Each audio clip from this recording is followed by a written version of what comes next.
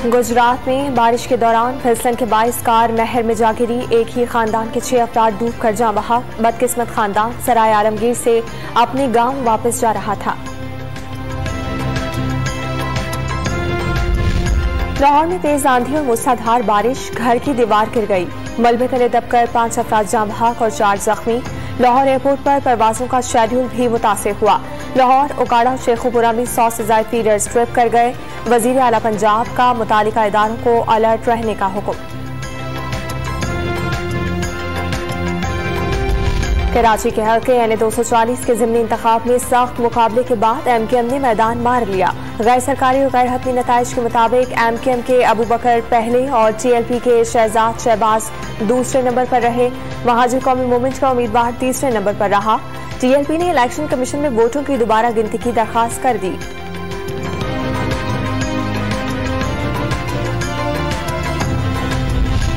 कराची के ज़िमनी इलेक्शन में कामयाबी पर MKM पाकिस्तान का जश्न, कारकुनान की शदीद नारेबाजी।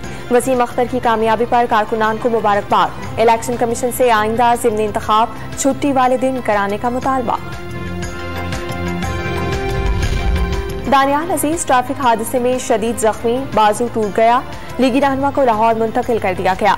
दानियाल अजीज की गाड़ी को शकरगढ़ भजना स्टॉप के करीब सामने से आने वाले ट्रक ने टक्कर मारी। ट्रक ड्राइवर जाँ बहा, 3 अफराद जख्मी। वजीर आजम और वजीर दाखिला का हादसे पर इजहार अफसोस।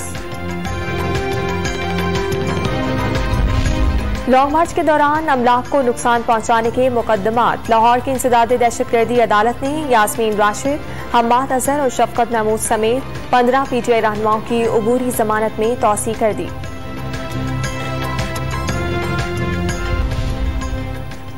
इस्लामाबाद के कस्टम कलेक्टर अदालत का 10 किलोग्राम सोना जब्त करने का हुक्म। पेशावर एयरपोर्ट पर अफगान खातून और उसके भाई से सोना बरामद हुआ था।